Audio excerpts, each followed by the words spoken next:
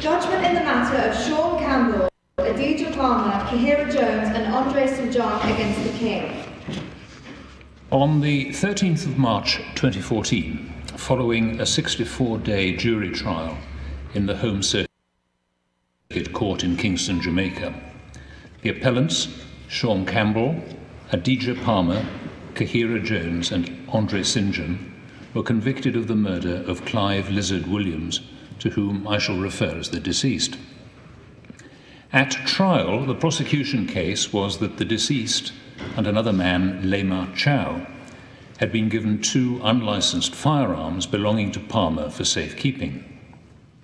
On the 16th of August 2011, Campbell summoned Chow and the deceased to Palmer's house after they had failed to comply with Palmer's deadline for returning the weapons. The prosecution alleged that they were met on arrival by Palmer, Jones and St. John, and that Chow and the deceased were both attacked, after which Chow saw the deceased lying motionless on the ground with Jones bending over him. Chow escaped, but the deceased was never seen again. Police attended Palmer's house on the 22nd of August 2011. They noticed the house smelled of disinfectant. On the 25th of August, they cordoned off the perimeter wall, treating the premises as a crime scene. When they returned on the 27th of August, they found that the entire interior of the house had been destroyed by fire. On the 29th of August, police forensics reported a foul odour emanating from the living room. On a further visit on the 30th of September, it was discovered that the rear of the house had been demolished. Police dug at the premises but did not find a body. The police seized the mobile phones of Palmer and St. John. Text messages, voice notes, and a video from those phones were put in evidence at trial. The prosecution also relied on telecommunications data which the police had obtained from Digicel, a communications provider. The prosecution case was that the mobile phone evidence and telecommunications data, taken as a whole with Chow's evidence, proved the fact of the killing, the reason for the killing, the method of disposal of the deceased's body, and the identity of at least one of the killers, namely Palmer. The 4 appellants each denied murdering the deceased. At trial, the appellants objected to the telecommunications data being admitted as evidence. They argued that the data was inadmissible because it had been obtained in breach of the Interception of Communications Act and the fundamental right to the protection of privacy of communications guaranteed by the Charter of Fundamental Rights and Freedoms contained in the Jamaican Constitution. The judge admitted the evidence. He ruled that the data could be relied upon by the prosecution even if it had been obtained in breach of the Charter or the Interception of Communications Act. Over the course of a 64-day trial, there occurred a series of incidents involving the jury.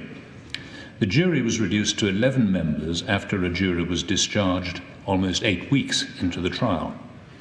On the final day of the trial, it was brought to the judge's attention that a member of the jury, who will be referred to as Juror X, had attempted to bribe other members of the jury. The judge questioned the jury forewoman, who stated that Juror X had offered bribes to each of the other jurors to acquit the appellants. The judge asked counsel for the prosecution and the defence if the trial could continue. It would not have been possible only to discharge Juror X, because under the Jury Act, a trial for murder cannot continue with fewer than 11 jurors. The judge decided to proceed with his summing up and gave a direction to the jury, reminding them of their function. The jury retired to consider its verdict at 3:42 p.m. The jury returned at 6:08 p.m. and by a majority of 10 to 1 convicted all 4 appellants of the deceased's murder. A 5th defendant was unanimously acquitted. Juror X was immediately arrested and was later convicted of attempting to pervert the course of justice. There was no evidence to connect his activities with the appellants.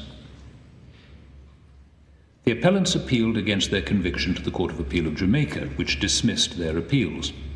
The Court of Appeal granted permission to appeal to the Judicial Committee of the Privy Council on 3 grounds. which were, first, that the trial judge failed properly to inquire into allegations of juror misconduct. Secondly, that the trial judge departed from standard practice in inviting the jury to retire to consider their verdict so late in the day, putting undue pressure on them to reach a verdict. And thirdly, that the trial judge erred in admitting the telecommunications data because it had been obtained in breach of the Interception of Communications Act and the Charter. The Judicial Committee of the Privy Council has unanimously concluded that the appeals should be allowed and the appellant's convictions should be quashed on the ground of juror misconduct, and that the case should be remitted to the Court of Appeal of Jamaica to decide whether to order a retrial of the appellants for the murder of Clive Williams. The Board has considerable sympathy with the dilemma faced by the trial judge on the final day of a long and complex trial. Following the allegations of bribery, he had either to continue with the 11 remaining jurors or to discharge the jury. Despite this, the Board considers that the approach taken by the judge was a material irregularity in the course of the trial, which makes it necessary to quash the convictions. This is for 3 reasons. First, the direction to the jury on the final day was inadequate to save the situation. The judge simply reminded the jury that they had sworn or affirmed that they would return verdicts in accordance with the evidence they had heard in court. The judge did not refer to the alleged bribery, of which, if the allegations were true, the jurors were already aware. Secondly, the trial continued with the allegedly corrupt juror serving as one of its 11 members. In the Board's view, there should have been no question of allowing juror X to continue to serve on the jury. Allowing juror X to remain on the jury is fatal to the safety of the convictions which followed. It was an infringement of the appellant's fundamental right to a fair hearing under the Jamaican Constitution. Thirdly, the judge should have considered whether the remaining jurors might have become, consciously or unconsciously, prejudiced for or against one or more of the appellants as a result of juror X's behaviour. For example, there was a danger that the attempted bribe could have made the other jurors overcompensate, consciously or unconsciously, if they assumed that the offer must have come from one of the appellants and that therefore they must be guilty. The judge took no account of this risk. The Board is very mindful of the serious consequences which may flow from having to discharge a jury shortly before the end of a long and complex criminal trial. It is also very conscious of the danger of deliberate attempts to derail criminal trials by engineering situations in which it is necessary to discharge the jury. In England and Wales, there is legislation which allows a judge in certain situations to discharge a jury because of jury tampering and to continue the trial by judge alone. There is no such legislation in Jamaica. It follows that there will be occasions where, as in this case, a court will have no alternative but to discharge a jury and end the trial in order to protect the integrity of the system of trial by jury. In view of its conclusion on the issue of juror misconduct, the Board holds that it is not necessary to express a concluded view on the other 2 grounds of appeal. For these reasons, the appellant's appeals should be allowed. The Court is now adjourned.